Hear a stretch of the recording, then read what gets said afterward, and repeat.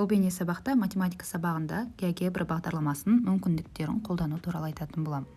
Геогебра геометрия мен алгебраны байланыстыратын компьютерлік интерактивті бағдарлама. Бағдарлама тілін қазақ тілге ауыстыруға болады.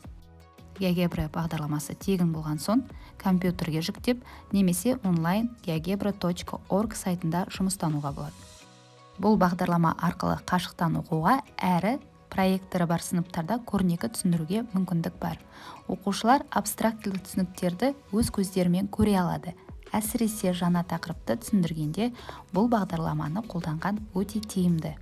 Әрі математикалық формулалармен шешілген есептерді көрнекі түрде графиктер салу арқылы тексере алады. Бұл бағдарламаның мүмкіншіліктері өте көп. Бұл бейне сабақта тек 6 сыныптар бойынша сызықтық теңдеулер және 8 сыныпта өтетін квадраттық теңдеулерге ғана мысал келтірілген.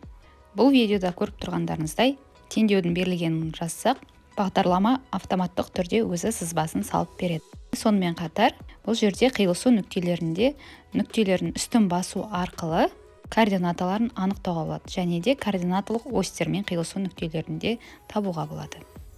Геогебраның маңызды мүмкіндіктерінің бірі сызбаны 3D үлгіде қолданылуында. Яғни осындай сызбалар арқылы оқушыларды тек жазықтықта ғана емес, кеңістікте де елестету қабілеті қалыптасады. Сонымен қатар, сызбаларды басқа да мәтіндік және графиктік редакторларға көшіре алатындығымен тиімді бағдарлама.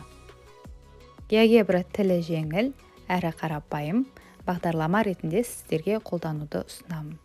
Назарларыңызға рахмет.